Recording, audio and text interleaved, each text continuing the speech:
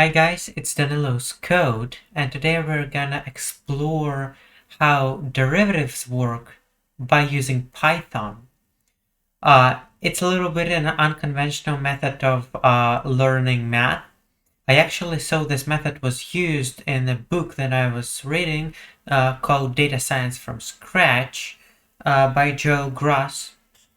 Actually, I'm looking at it right now.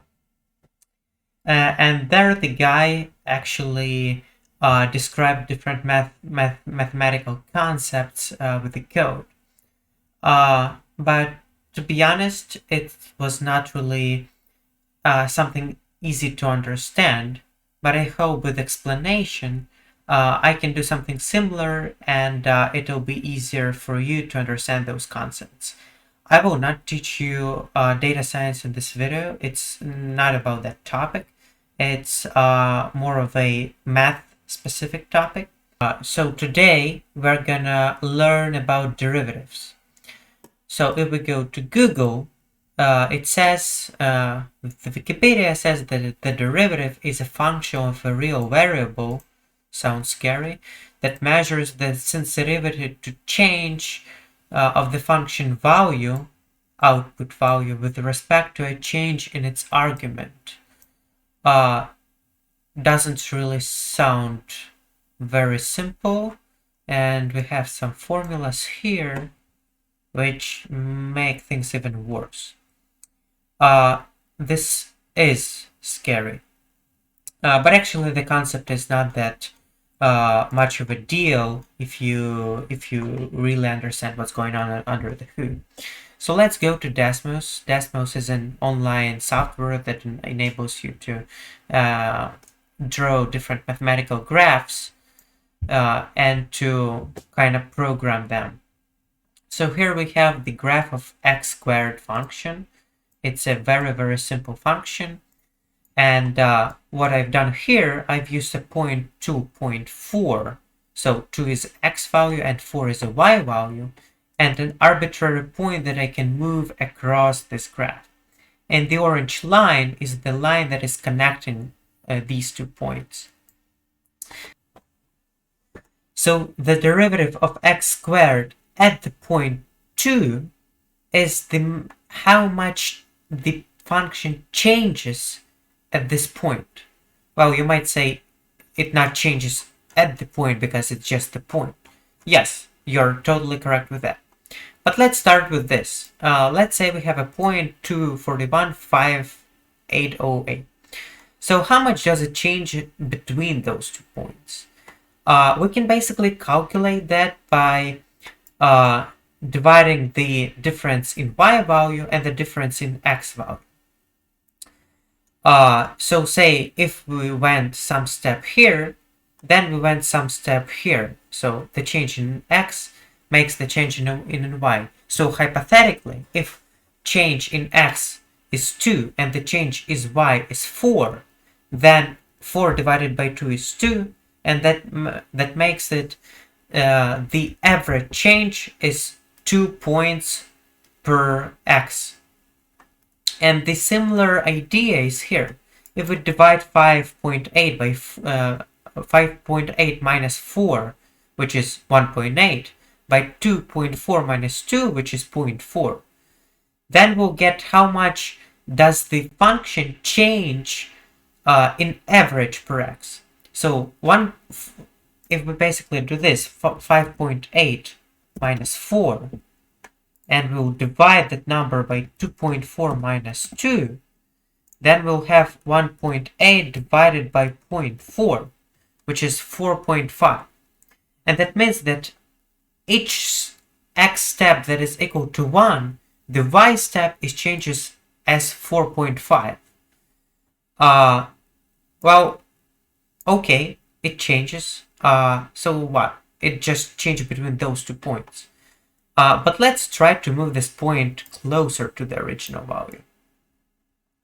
And if we move it, we'll see something interesting. So this is like better because like this line is almost aligned with the function.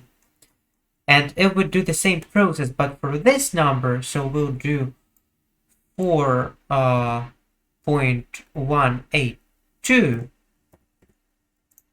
minus 4 and 2.005 minus 2, and we'll divide the results, namely the 0.182 by 0.045, we'll get 4.44444. And you can see that like it's very, very close to 4. And what if we do it's even closer? If we calculate it, it will be even closer to 4. And if we calculate something like this, it will be like 4.000000001. So this is basically a 4. So this might mean that at this point, the change in the limit, as we say, is equal to 4. That's a kind of strange thing. But let's go other way around. Let's go from another side. What if we go from another side and calculate this value? Let's do this. 3.971 and 1.9927, and we'll divide the results, negative 1.029, and we divide it by 0.0073. We'll get negative 7, actually, we'll get positive 3.97. And if we do even closer, it'll be even closer to 4. So if we try to do these calculations across all points, we'll get something that tends to be 4, but never 4. Because if we try to do that at this point, we'll have 0 divided by 0, which is like, we don't know what it is, because like 0 divided by 0, it kind of, what you should multiply by 0 to get 0, and it's kind of every number. But actually in math we do not evaluate this expression, so we cannot do this at this point.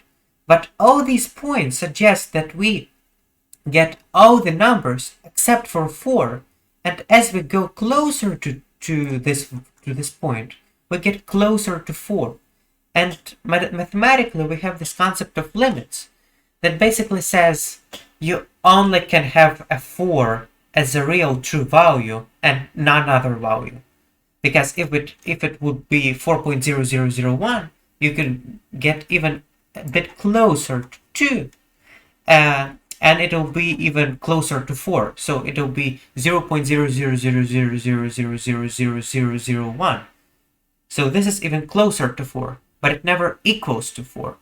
And the idea here is that, well, if across all these points it's everything but 4, let's say at this point, the change at the exact point 2.4, the change is 4. And if we assume that, then math does not broke. Moreover, we can like do many more math having that assumption. So basically what we do here is we define the derivative at this point as this limit number, which can only be 4. Okay? And we can do the similar thing at every point. And by the way, 4 turns out to be the tangent of this angle. Basically, it's the slope of this line. It's very easy to see by basically having any y value and divided by any x value at any range, and this is like the definition of tangent of an angle. But the idea here is that we can have a slope at each point of the function, and that will be the derivative. So we have like two definitions, but we can just define it as a slope of a tangent line. Well, what is a tangent line? And it's not really obvious how to define it. But let's go back here. So we know that at this point, the derivative, the instant change as we call it, it's kind of strange name, but the derivative here, let's just call it a derivative so we aren't confused, is 4 at this point. We can calculate the same thing for another point, let's say 3 and 9. And here, if we calculated it, it would be 6. Okay, this is 6. And if we go across all the points, we will get the following function at 2x. So if we have like negative 2, 15, then the slope, the derivative at this line will be just the corresponding value here, namely the negative 4.3. And this is the idea of a derivative. Like it's used everywhere in physics, in computer science, in data science, like everywhere. Like every device we have, electricity, everything uses derivative, because the derivatives like are the basis of many sciences we have, and all they are based by the assumption that the 4 at this point is actually 4, and we kind of take it as a true, even though we cannot like prove that. So okay, this is the idea. Let's go to Python and do the same. So here you see the function that is basically a square of the value that you put into it. So we can just do this, and if we start it, you can see that this is just 4, and if it would be 9, then it's 9 multiplied by 9, which is 81. So let's calculate the derivative. To calculate it, we first define a delta x, which helps us define that second point, the second point. And the second point is basically x0, which is the original point, plus delta x. And the y value of that would be my function of x0 plus delta x. So this is the y value of the second point, this is the y value of the first point, and this is the delta y. Delta x is just the difference between x0 plus 0,1, x sub 0 plus 0.1 minus x plus 0, which is just 0.1.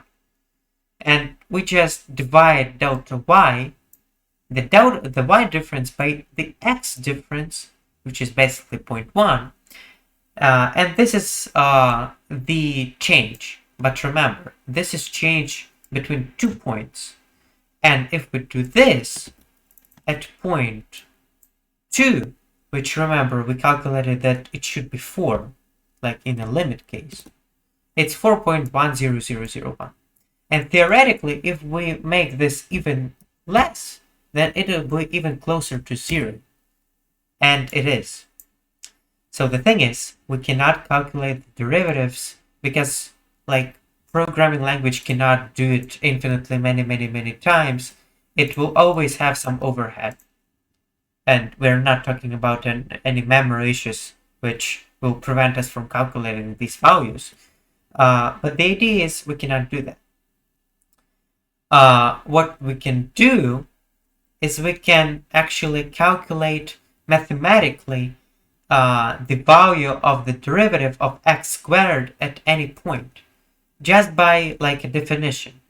How we can do it? Okay, let's go here. So let's try to mathematically find the derivative of this function. Why is it 2x actually? Okay, let's just use the definition. It's the x squared at some point x plus a very small change t minus x squared divided by x plus very small t minus the original x, which is basically a t. And st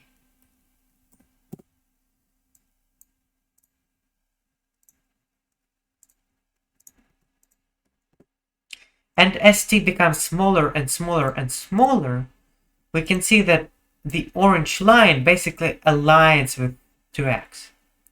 And like in the limit, it should probably be 2x. But let's try to prove it mathematically. So if we open the parentheses, if we expand this thing, then we'll have x squared plus 2 times x times t, so plus 2xt. I believe it should be xt. And here we have something. Yep. Plus t squared. And you can see that x squared are canceling out. And the t's are canceling out actually. Oh, so we have something like this. We have 2 times x plus t. And remember, this is the same that we had with our original expression. And if t is not 0, then we can do this simplification. So if t is 0.001, this is a very, very close to the derivative of x. Yep. This is even closer, and this is even closer. And in the limit, it's obvious that it will be 2x. And this is the only value we can assign as a derivative, because no other value makes sense except for 2x at this point. So basically, the derivative is just 2x. So we can just substitute this by return 2 times x sub 0. And this will be the precise value that we defined as a derivative. Okay?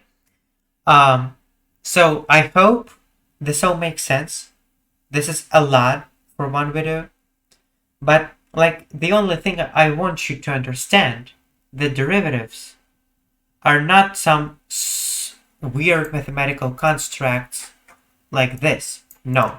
This is a lot harder when it's written than when it's understood.